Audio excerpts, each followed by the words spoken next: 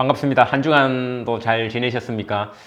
우리 이제 6월을 앞두고 또 앞으로 이제 또 변화가 있을 예정입니다. 그죠? 또 반가운 소식 중에 하나는 제가 좋아하는 또 영국 축구가 6월 17일 이제 수요일부터 또 다시 재개한다라는 소식이고요. 그리고 이제 아이들 리셉션과 1학년, 6학년 아이들 이제 내일부터 학교를 등교하기 시작합니다. 물론 학교마다 차이가 있긴 하지만 정부의 가이드라인에 의하면 내일부터 이렇게 등교하는 것으로 권장되고 있습니다. 아마 좀 변화된 가이드가 있어가지고요. 여러분 조금 제가 설명을 좀 드리자면요. 이 표가 있습니다. 여기 여러분 홈페이지나 이런 데 가면은 이 예쁜 도표를 참고하실 수가 있습니다. 영국과 스코틀랜드와 웨일즈와 이 북아일랜드가 약간씩은 차이가 있어요. 그죠? 내일부터 영국은 6명까지 anywhere outdoor니까요. 야외 어디서든 실내가 아니라 야외기만 하면은 내일부터는 6명까지 만날 수가 있고요. 스코틀랜드 지역은 8명까지 만날 수 있는데 두 집, 그죠? 두 집에서만 이렇게 온 사람들만 만날 수 있고요. 웨일즈는 그죠? 두 집에서 숫자 제한 없이 만날 수 있고, 북아일랜드는 6명까지 이렇게 약간씩 차이는 있지만 이렇게 아무래도 학교가 오픈되게 되니까 개학하게 되니까 이런 이제 제한이 많이 풀린 모습을 볼 수가 있습니다. 그래서 여러분 혹시 또 그래도 조심스레 아직까지 이런 상황이 다 종결된 것이 아니니까 만남을 가지실 때요 반갑게 만나시되 너무 또 긴장을 풀지 마시고 그죠? 건강에 유념하셔서 이렇게 오랜만에 또 만남들을 가지시기 바랍니다. 다음 주도 날씨 되게 좋을 것 같아요. 그죠? 그러니까 공원도 다니시고 산책도 다니시고 또 적당히 거리를 유지하면서 이렇게 즐거운 시간 보내시기 바랍니다. 현재 가이드라인에 의하면 교회 예배는 7월 4일부터 그죠? 가장 빠르게는 아마 모일 수 있을 거라 생각하는데요. 또 여러 가지 아마 상황들을 우리가 한번 고려해 보아야 할 것 같아 이런 생각이 듭니다. 우리 성경 산책 같은 경우는 6명이 안 되니까 이제 모일 수가 있는데 일단은 온라인으로 하고 우리 마지막 시간 그죠 6월 셋째 주 정도 돼서 우리가 책거리 할 때 그때는 우리 교회 가든에서 소소하게 파티를 하도록 하겠습니다. 우리가 설교를 듣게 되면 항상 설교나 이런 본문의 메시지가 있게 되면은 그 메시지 핵심이 있기 마련입니다. 근데 이제 때때로 설교를 하다 보면은 늘 예화도 들을 때가 있고, 그죠? 또 주변 이야기들을, 저도 이렇게 전달하게 되죠. 그렇게 되면은 항상 일어나는 현상이 이 주변 이야기를 귀담아 듣는 경우들이 있다라는 거죠. 제 지난주에도 그런 현상을 발견했습니다. 제 지난주 설교에 여러분 아마 들으신 분들은 잘 아시겠지만 제가 만화책을 한 권을 보기 위해서 다른 유익한 책을 억지로 한 권 봐야겠다라는 그 말을 했는데 또 우리 어떤 아버님께서 이거를 성급히 적용하셔서 우리 자녀들의 진노를 사셨다라는 소문을 제가 전해 들었습니다. 제가 우리 자녀들이 원래 목사님을 좋아했는데 목사님을 미워하게 되었다라는 소식을 들었는데요. 우리 아이들에게 이 자리를 빌어서 제가 참 사과합니다. 여러분 만화책 편하게 보세요. 예, 목사님 미워하지 말고요. 예, 만화책 편하게 보세요. 이 아버지가 설교를 메시지를 안 듣고 그죠? 예, 또 이런 변두리 이야기를 전달해서 그런 사태를 빚어냈네요. 여러분 만화책은 만화책대로 마음껏 보십시오. 예. 우리 오늘 본문을 살펴볼 텐데요. 마태복음 5장 14절에서 16절까지 말씀입니다. 마태복음 5장 16절에서 14절에서 16절까지 말씀 제가 읽겠습니다. 너희는 세상의 빛이라 산 위에 있는 동네가 숨겨지지 못할 것이요 사람이 등불을 켜서 말 아래 두지 아니하고 등경 위에 두나니 이러므로 집안 모든 사람에게 비치느니라. 이같이 너희 빛이 사람 앞에 비치게 하여 그들로 너희 착한 행실을 보고 하늘에 계신 너희 아버지께 영광을 돌리게 하라. 아멘. 우리가 잘 익히 들어서 알고 있다라고 생각되는 말씀입니다. 너희 우리를 말하시오. 우리는 세상의 빛이라는 예수님의 이 은유적인 표현입니다. 이 앞에 마태복음 이 살짝 앞에 오늘 5장을 봤는데요. 그죠? 산상수훈이 담긴 이 4장 16절에 나오면은 거기에 빛이라는 말이 나옵니다. 백성이 큰 빛을 보았고 라고 하죠. 그죠? 그때의 큰 빛은 예수 그리스도를 말합니다. 그죠? 이건 이사야 9장 말씀을 인용한 말씀인데요. 예수 그리스도께서 이 땅에 빛으로 오셨다라는 것을 보여주기 위한 말씀이죠. 근데 4장에서는 그렇게 이야기해놓고 5장으로 오면요. 그 빛이 우리더러 빛이다라고 선포하는 놀라운 이 확장, 말씀의 확장을 볼 수가 있습니다. 이제 더 이상 빛은 예수 그리스도만이 빛이 아니라는 겁니다. 우리더러 너희도 빛이다 라고 말씀하시는 그 빛 자체가 말씀해 준다라는 겁니다. 이는 빛의 성격을 또 잘 보여주는 것이기도 합니다. 그렇다면 우리가 빛이란 무엇인가에 관해서 한번 생각해 보아야 할 것입니다. 빛이란 무엇인가? 이는 고대부터 많은 철학자들과 수학자들 그리고 중세로 이어지는 이 과학자들에 있어서 이 도전적인 물음이었습니다. 아주 매혹적인 질문일 수밖에 없죠. 빛이라는 것 자체가 정말 매혹적이거든요. 여러분 아시겠지만 저는 이제 저희가 매주 온라인 예배를 드리면서도 그죠? 이렇게 또 유튜브용으로 이렇게 설교 영상을 올리지 않습니까? 온라인 예배 때 이제 참석하지 못하는 분들을 위해서 이렇게 사전 녹화를 합니다. 이 사전 녹화를 할 때 참 중요한 것 중에 하나가 빛이라는 것 저도 알았습니다. 이제 촬영하시는 또 집사님과 이렇게 더불어서 이렇게 말씀을 나누다 보면은 이 빛이 어디서 들어오고 빛이 어떤 정도의 어디서 어떤 정도의 빛이 있는가에 따라서 이 색감이나 이런 여러 가지가 차이가 난다는 것을 늘 듣고 또 저도 실제로 느끼기도 합니다. 근데 빛이 참 매력적이에요. 그죠? 이 과학계에서도 이건 정말 매혹적인 질문이었습니다. 빛이 무엇이냐? 흔히 우리가 이제 빛이라고 말하는 것, 아마 예수님도 그 빛을 이야기했을 거예요. 가시광선을 말할 겁니다. 가시광선 또는 모든 다른 종류의 파장이라고 하기도 합니다.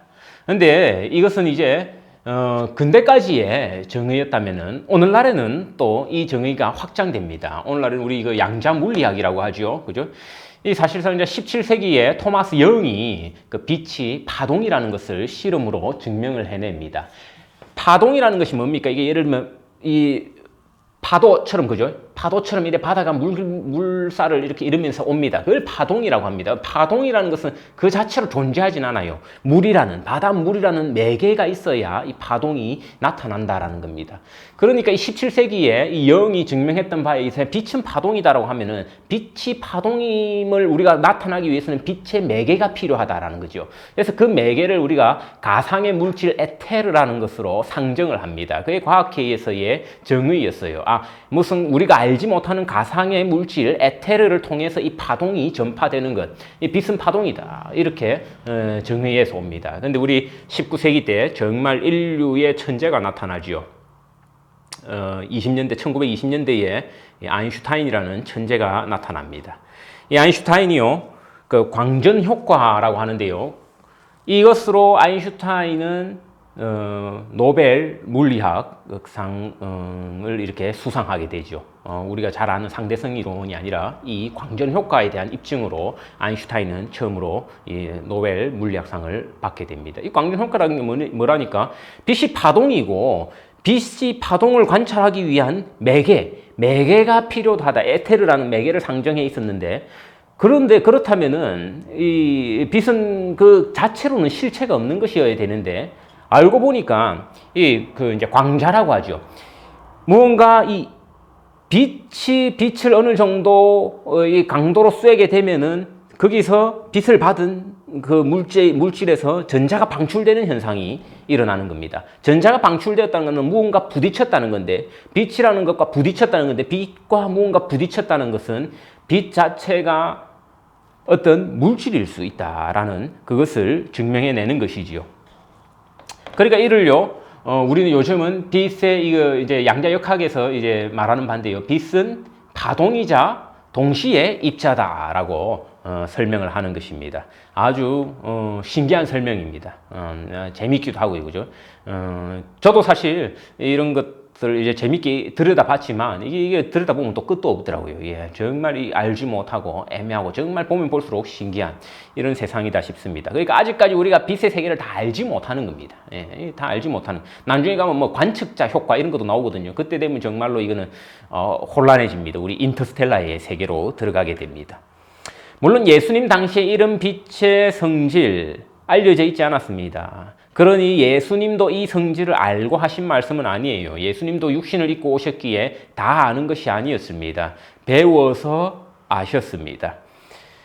그 우리 중요합니다. 그죠? 우리가 워낙 이 교리를 흐릿하게 알고 있기 때문에 때때로 뭐 예수님도 마치 뭐 모든 것이 태어나자마자 모든 것을 다 알고 있었느냐 이런 식으로 생각하기 쉬운데요. 그렇지 않습니다. 육신을 입고 오신 예수님께서는 배워서 아셨습니다. 겸손과 그죠? 순종도 그죠? 우리 배움으로 예수님께서 아셨다라는 것을 우리가 알고 있습니다. 그 당시 예수님으로서는 전자레인지 같은 물건을 상상조차 하실 수 없으셨겠지요. 그렇다고 해서 그분의 신성을 깎는 것은 아닙니다. 조금도 훼손하지 않는다는 것이 우리 개혁교회의 교리입니다. 물론 우리가 그 부분은 오늘 깊이 다룰 생각은 없습니다만 이 빛의 물리적 특성을 우리가 그럼 살펴보았어요. 파동성과 입자성 두 가지 동시의 성격을 가지고 있다는 겁니다. 이것이 양자역학에서 정의하는 빛이겠지요. 왜 중요합니까? 빛은 있는 것이라는 겁니다. 창조된 것이라는 겁니다. 빛은요, 한마디로 입자로서 창조된 것, 그죠? 무언가 있는 그것을 빛이라고 한다라는 겁니다. 이 C.S. 루이스는 고통의 문제에서 이런 이야기를 합니다. 악을 설명하면서 악의 실체라는 것은 무다, 없다라고 합니다. 악의 실체는 없다라는 겁니다. 실체는 하나님 창조하신 선한 것만 실체를 가진다라고 하지요. 악은 무엇이냐? 선이 뒤틀린 것이라고 루이스는 그렇게 이야기를 하고 있습니다. 선이 뒤틀린 것이 악이다라는 겁니다. 그죠? 예. 우리가 배가 고플 때 먹고 싶은 것, 이 자체는 선이라는 겁니다. 배가 불러요. 근데 남의 거 더 뺏어 먹고 싶은 겁니다. 그게 악이 된다라는 겁니다. 우리 주거지가 없으면은 편한 집이 갖고 싶어요. 근데 자기가 잘방만 있으면 되는데 그게 아니라 더 갖고 싶은 거예요. 궁궐 같은 집이 갖고 싶고, 또 임대료 걷기 위해서 더 건물 몇 채 더 갖고 싶고, 그게 악이라는 것이죠. 어둠도 마찬가지입니다. 실체가 없습니다. 여러분, 어둠이 파동입니까? 안 그러면 어둠에 입자성이 있습니까? 어디 양자 물리학에서 말하듯이. 그런 것도 없습니다. 빛이 없는 상태를 우리는 어둠이라 합니다. 선이 없는 상태, 선이 뒤틀린 상태가 악이라면은 어둠은 빛이 없는 것을 어둠이라 한다라는 거죠.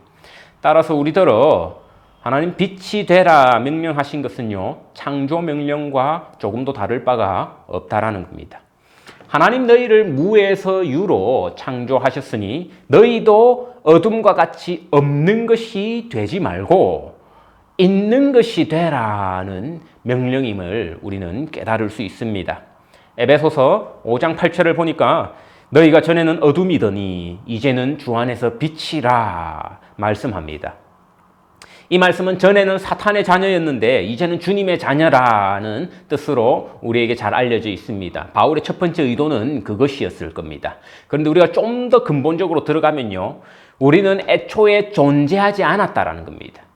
무였다라는 거죠. 그러나 이제는 유가 되었다라는 것입니다. 우리의 존재 자체가 없었지만 하나님께서 우리의 이름을 불러주셨고, 그죠?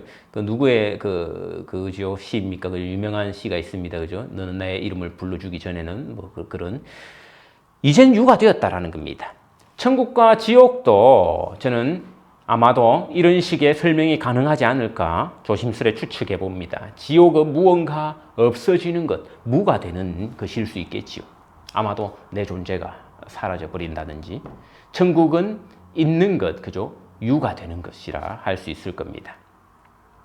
빛이 된다는 것, 어떤 의미가 있을까요? 감출 수가 없다는 말이겠지요. 빛이 싹 비치면요, 온갖 얼룩이 다 보입니다. 깨끗하면 깨끗한 대로요. 여러분, 아마 우리는 이 영상에 아마 또 이렇게 이걸 또 이렇게 올리면서 이렇게 또 마술 같은 작업을 또 이렇게 할지는 모르겠지만, 지금 사실 제가 있는 이 방에 보면은 여러분 우리 알겠지만 지금 2층이죠. 교회 2층인데 교회 2층이 이 작은 방인데 보면 좀 이래 좀 얼룩덜룩한 이렇게 좀 벽이 깨끗하진 않습니다. 예, 살짝 더러워요. 살짝 더러운데 이게 너무 잘 보입니다. 왜냐니까 지금 햇살이 너무 좋거든요. 바깥에. 너무 잘 보여요. 빛이 있으면요, 여러분, 깨끗하게 보이지요. 선명하게 보이지요. 그만큼 얼룩도 보인다라는 말입니다. 제 휴대폰이 빛이 되는 순간이 있어요. 제 휴대폰이요. 이 휴대폰을 제가 가끔씩 그 플래시를 켭니다. 예. 이제 그 어두운 방거리를 갈 때나 이럴 때. 그러면 저는 그 휴대폰을 그 순간 바라보지 않아요. 휴대폰이 비추는 곳을 바라보게 됩니다. 보통은요, 제가 되게 휴대폰 쓸 때는 이거는 뭐 태블릿이지만 뭐 이렇게 휴대폰 자체를 바라보면서 사용합니다. 근데 이 휴대폰이 플래시라이트가 될 때는요, 그것이 비추는 자리를 보게 된다는 겁니다. 그 말이 비친다는 것은요. 16절 보니까 사람 앞에 비치게 하여라는 말은 사람 앞에 그 길을 밝히 비치는 역할을 한다는 겁니다. 여러분, 만약에 우리가 빛이 되어 비친다면은 사람들을 선명하게 볼 수 있게 될 겁니다. 사람들의 깨끗한 면이 드러나게 될 겁니다. 우리가 그걸 깨끗하게 바라볼 수 있을 겁니다. 하지만 동시에요, 사람들의 얼룩이 드러나게 되겠지요. 그러므로 빛이 되라는 말은 입에 발린 말, 너희 교회 안에서 듣기 좋은 말만 하고 살라, 그런 사람이 되라는 말이 아님을 알 수 있습니다. 자, 이제 우연히 길을 가다가 이제 한국의 한국에 노래방이 많으니까 노래방 입구에 막 노래방 소파를 교체한다고 소파를 쌓아놓은 것을 봤습니다. 제가 정말 깜짝 놀랐습니다. 너무 더러운 거예요, 소파가. 이제 직사광선을 쫙 받고 있으니까. 근데 그 의자 교체 직전까지는 누구나 그 의자에 앉아서 음료수를 마시며 노래방에서 신나게 놀았을 거라고요. 제가 만약에 그 직사광선이, 저도 뭐 노래방을 가본 적이 있지만서도 그 직사광선이 받친 그 소파 상태를 보았다면 저는 그 소파에 감히 저라고 깨끗하지 않겠지만 제 엉덩이를 붙이고 앉지 못했을 거예요. 너무 더럽더라고. 온갖 얼룩들, 음료수 써둔 자국 붙어갖고, 야, 저렇게 더러운 소파를 저 지경이 되도록 이제야 교체하나 이 생각이 드는데요. 빛이 없는 곳, 보통은 끔끔하잖아요. 어두운 곳에 조명만 쏘는 곳이 노래방 아닙니까? 그런 곳에 있는 그런 의자, 얼마나 더러우니까 우리가 앉을 수 있었던 거지. 사실 그 밝은 빛이 비치면요, 다 드러난다라는 겁니다. 여러분이 만약에 여러분의 인생이 빛이라면은 누군가는 반드시 여러분 때문에 불편해야 됩니다. 왜요? 여러분이 그들의 얼룩을 드러내는 역할을 하기 때문이겠지요. 누군가는 싸워야 될 겁니다. 투쟁해야 될 겁니다. 정치적으로 바르지 못한 결정에는 아마도 자기 손해를 감수하면서까지 용기 있게 각오하고 나아가야 될 겁니다. 또한 여러분이 빛이라면은 세상이 관심 없는, 세상이 어두운 곳으로 내버려둔 그런 곳을 환히 밝힐 수 있어야 되고요. 그런 곳을 대낮처럼 드러낼 수 있어야 할 것입니다. 제 88년 우리나라 서울올림픽 할 때지요. 그때 이야기들을, 그때 기사들을 참 찾아보았습니다. 그 당시 참 어두운 이야기들이 많더라고요. 언론, 그 당시 우리나라 정치적으로도 암울한 시대였지만 올림픽 한다고요. 그때 계곡이 이름을 다 바꿨더라고. 사철탕 이런 걸로 바꿨대요. 사철탕, 보신탕. 저도 이제 처음 알았습니다. 그런 기사들 보면서. 사철탕 이래. 왜냐하면 이게 이미지가 있으니까. 한국인들이 게를 먹는다 이런 이미지. 그 당시 판자촌요, 보상도 안 하고 갈아엎었다는 겁니다. 80년대, 88년 때는 그 대학생들이, 데모 잘하던 대학생들이 데모도 안 했대요. 왜 그러냐니까 사법경찰이 온 곳에 쫙 깔려가지고 대학생들 백팩만 보다 보면은 검사했다는 겁니다. 그러니까 이제 당시 이제 성화가, 우리나라 이제 성화가 지나가던 길에 상계동에 판자촌이 있었는데요. 보상 없이 강제 이주 시켜버린 겁니다. 전국에 200개 가까운 판자촌이 이런 식으로 내몰려 버렸습니다. KBS에서 단 한 줄도 보도하지 않았습니다. 언론은 그런 곳에 관심이 없거든요.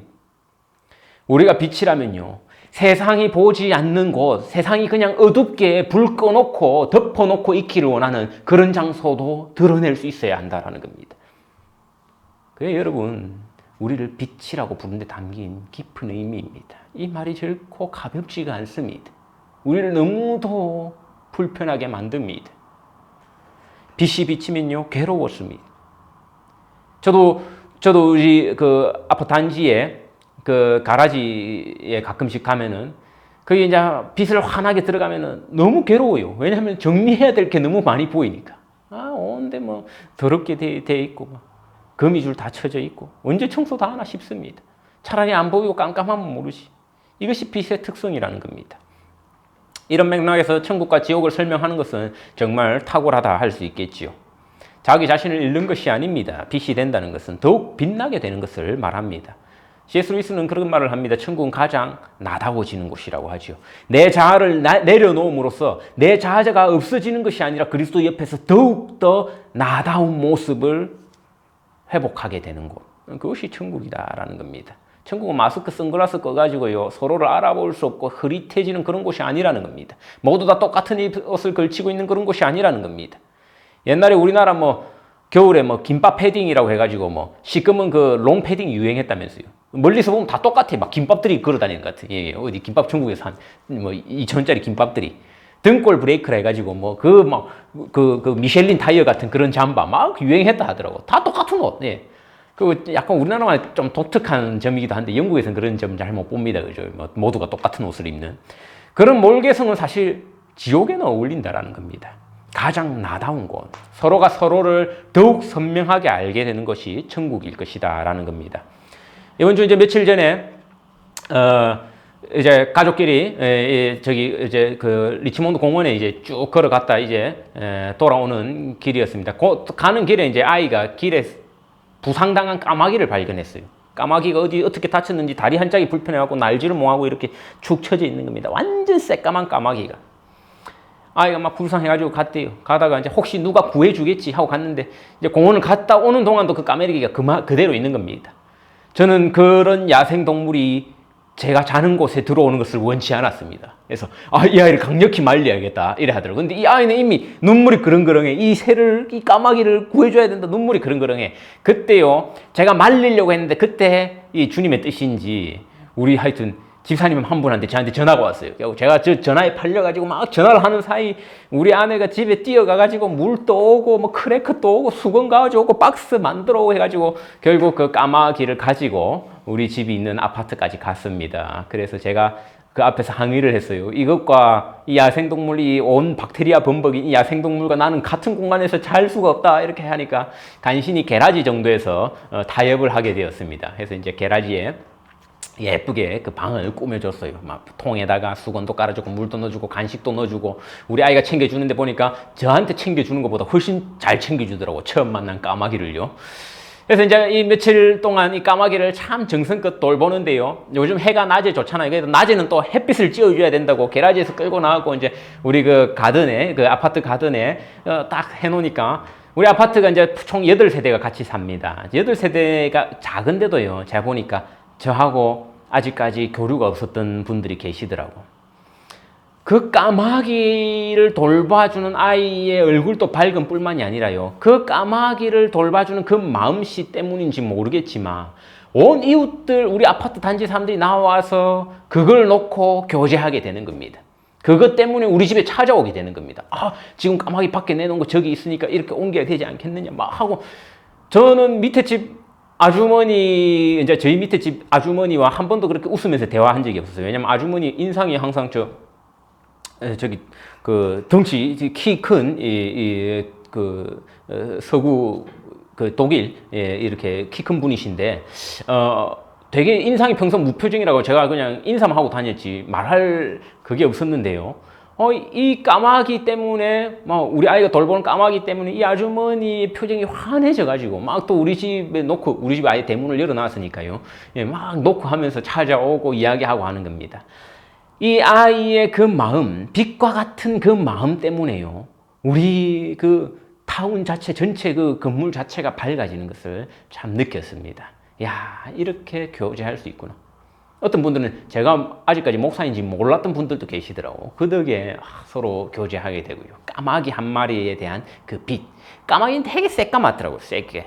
되게 새까맣던데. 제가 온라인 예배 때는 그 사진을 보여드릴게요. 새까만데 얼마나 그 마음이 밝은지. 빛으로 산다는 거는 그렇다라는 생각이.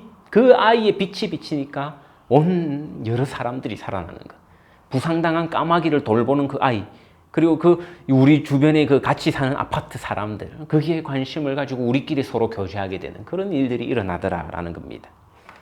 저는 아마 이제 또 이 설교가 끝나면 또 까마귀 보러 가야겠죠. 그럼 우리는 질문할 수 있게 됩니다. 그러면 우리는 착하게만 살면 돼요?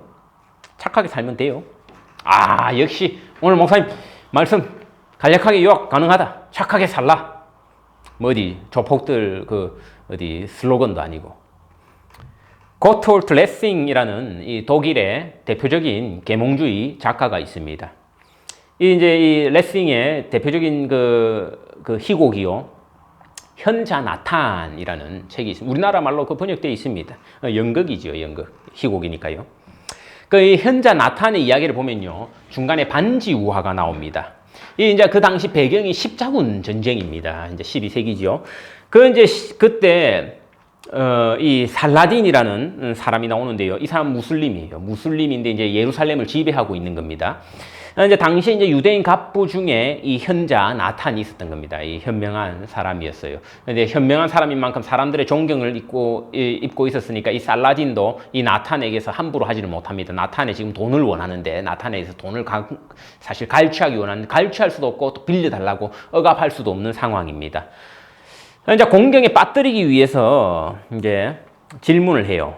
이슬람교, 자기 종교지요. 지금 다스리고 있는 자기 살라딘의 종교지요. 그리고 유대교, 현자 나탄의 종교입니다. 그리고 또 하나, 우리가 믿는 기독교, 이 세 가지 중에 무엇이 가장 훌륭한 종교인가라고 이 현자 나탄에게 묻습니다. 이 현자 나탄이 그런 말을 합니다. 하나의 이제 이 반지 이야기를 들려줘요. 어떤 반지가 있는데요. 되게 소중한 반지인데 이 반지에는 신통력이 있는 겁니다. 이 신통력이 있어가지고 이 반지를 가지고 있기만 하면은 신과 인간에게 사랑을 받게 되는 겁니다. 참 매력적이죠. 우리 모두가 다 마찬가지 아닙니까? 그 무엇보다 사랑받기 원하잖아요. 그죠? 예. 우리가 돈을 많이 벌고 싶어 하는 욕망도 사실 그걸로 통해서 사랑받기 위함이고, 명예를 가지기 위함도 우리 사랑받기 위함이고, 이 사랑은 우리 사람은 사랑받지 못하고 참 살 수 없는 존재입니다. 그 반지가 정말 매력적인 거죠. 그래서 이 반지를 가진 사람은 뺏기기 싫어합니다. 꼭 끼고 있는 겁니다. 꼭 끼고 죽을 때는 누구에게 물려주겠습니까? 자기의 가장 사랑하는 아들에게 물려주는 겁니다. 대대로 이 반지가 물려져 내려가요. 쫙 물려져 내려옵니다. 아버지가 아들에게 물려주고 아들이 그리고 그 가문은요 항상 늘 신과 인간의 사랑을 받아오는 거예요. 그런데 이제 어느 아버지가 자기가 이제 물려받은 반지를 자기 아들들에게 물려줘야 될 차제가 왔어요. 그런데 이 아버지가 이 가문의 보부를 물려주려고 보니까 아들이 셋이라. 하나, 둘, 셋. 아들이 셋인데 가장 사랑하는 아들한테만 물려줄 수 있으니까. 근데 어떤 날은 보니까 첫째 아들이 너무 사랑스러워요. 그래서 첫째 아들한테 물려주면 되겠다 싶은데요. 어떤 날은 보니까 첫째 아들 꼴보기 싫은 거예요. 둘째 아들이 더 사랑스러워 보여요. 어떤 날은 보니까 셋째 아들이 더 사랑스러워 보여요. 저는 이제 뭐 한 명밖에 자녀가 없으니까 그 심정을 사실 잘 모릅니다. 근데 아마 자녀가 많은 분들은 그런 심정이 있나 보죠. 그죠? 어떤 날은 첫째가 예뻐 보였다가 어떤 날은 뭐 둘째가 더 예뻐 보였다가 그죠? 이 아버지도 그러니까 갈팡질팡 결정을 못 해요. 어떤 이 반지를 몇째 아들에게 물려줘야 될지.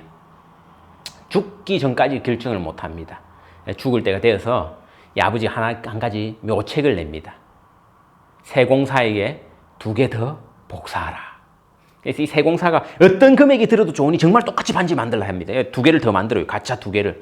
그래갖고 이 3개를 이 아버지한테 딱 가져옵니다. 이 아버지가 이 반지 3개를 봤는데 자기도 진짜를 구분을 못해요. 그러면서 흡족해 합니다. 허허허 됐다. 이게 내가 원하던 거다. 자기도 구분을 못하거든. 이게 어느 게 진짜인지 3개. 그래서 아들을 하나씩 불러가지고 줘요. 진짜 반지다. 진짜 반지다. 너한테만 준다. 이 신과 인간에게 사랑을 받을 수 있는 반지. 그리고 아버지는 죽습니다. 그런데 알고 보니까 아들들이 셋 다 받았잖아요. 반지는 하나인데 자기들끼리도 이 구분이 안 가는 겁니다. 뭐 자기 반지 평생 끼고 다녔던 그 아버지도 구분 못했는데 저거들이 어떻게 구분해요? 구분을 못하는 겁니다. 이건 내 거다, 내 거다, 내 거다 막 서로 주장하는 거죠. 그래서 이들이요 서로 고소하는 지경에 이릅니다. 그래서 재판관 앞에까지 가요. 그러자 이 재판관이 벌떡 성을 냅니다. 막 이 셋 다 가짜일 것이다. 너희끼리 막 형제들끼리 막 서로 고소하는 거 보니까 아니 이 반지는 어떻게 신과 사랑, 인간에게 사랑받는 방법만 알지 그것을 통하여서 다른 사람들에게 뭐 외적으로 사랑을 하는 방법은 알려주지 않는단 말이냐. 이렇게 재판관이 이야기를 해요. 그러면서 너희가 그 세 가지 모두 다 가짜다. 너희 아버지한테 너희는 속았다라는 말을 믿기 싫으면 나의 말을 따르라 하면서 이 재판관이 한마디 조언을 해줍니다. 뭐라고 하냐니까요. 각자의 것을 정말 진짜 반지라고 믿고 너희가 한번 살아보라는 겁니다. 그 살려면 어떻게 해야 돼요? 신과 인간의 사랑을 받기 위한 반지가 진짜라는 걸 알면은 행동도 신과 인간에게 사랑을 받는 마땅한 행동이 나을 것이 않겠느냐. 그러면 오랜 세월 뒤에 누구의 반지가 진짜인 것인지 증명할 때 그때 나를 다시 찾아오라고 합니다. 서로의 그 가진 반지가 신통력을 이루기 위해서 각자 서로 경쟁하면서 살라 하는 것이 재판관의 메시지였습니다. 이 작품의 메시지, 레싱이 이 작품을 쓴 이유는 여러분 간파하겠지요. 뭡니까? 그 모든 종교에 진리가 있다 이거 아닙니까? 그러니까 이 독일 교회에서 이 희곡을 금지시켜 버립니다. 이 계몽주의 당시에 그 우리가 사회 배경을 좀 알 수 있어야 되죠, 그죠? 종교다원주의 세 모두 이 하여튼 이 현자 나탄이 하고 싶은 말이 그 말이에요. 이 세 가지 종교 모두 옳다. 이 세 가지 모두 진리이다. 조건이 있겠지요. 이 세 가지 모든 종교에 인간과 신을 사랑하는 가르침이 있고 화평과 의로운 행동을 실천할 수 있는 그런 원동력을 부여해 준다면 그 모든 종교는 진리일 것이다라는 사실 무서운 메시지가 그 계몽주의 문학에 담겨 있습니다. 불교도 좋고 이슬람도 좋고 기독교도 좋고 만일 너희는 세상의 빛이다. 이 빛을 전하기 위해 세상에 의행하면서 살라. 이렇게 설교가 끝나면요. 위험합니다. 종교다원주의겠죠. 현자 나탄에서 그 나탄이 이 반지 우화를 통해서 살라딘을 설득하고자 했던 말과 다를 바 없게 됩니다. 빛이 되어야 한다. 선행해야 된다. 정의롭게 살아야 한다. 다른 종교는 그런 말 없습니까? 다른 종교도 똑같은 반지가 있어요. 우리가 구분하지 않는. 만약에 우리가 그것만을 오늘 본문에서 찾아낸다면. 하지만 오늘 본문은 결코 그렇게 끝나지 않습니다. 맨 마지막 구절 16절 끝이지요. 뭐라고 합니까?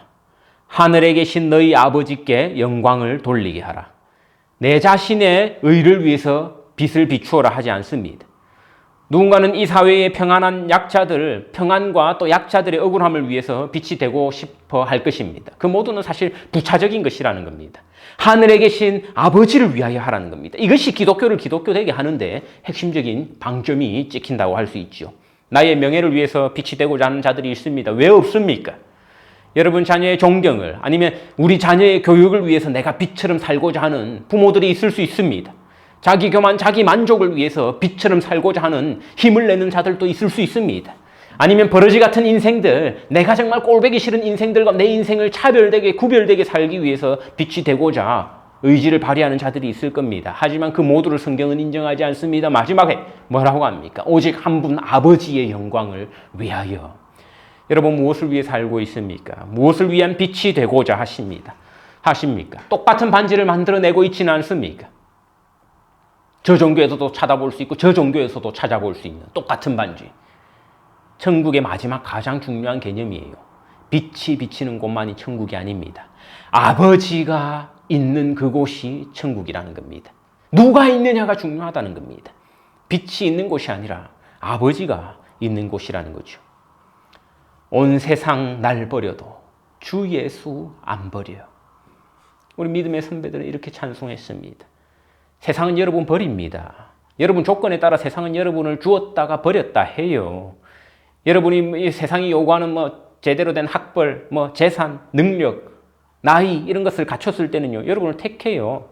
여러분 그 한 가지라도 탈락하게 되면요. 버림받습니다. 이제 내가 늙었네. 버림받습니다. 이제 내한테 그런 능력이 없네. 세상은 버려버립니다.